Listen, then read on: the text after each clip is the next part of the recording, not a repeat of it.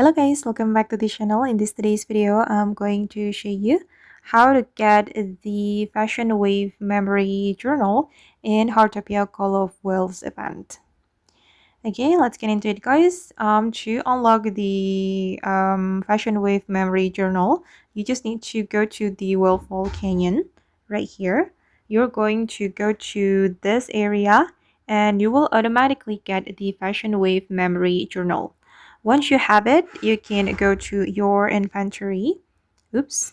Click on your inventory or your backpack, and you will see this Call of Whales Fashion Wave Memory Journal. And then we can edit the journal right here. We can add photo, we can add sticker, and so on.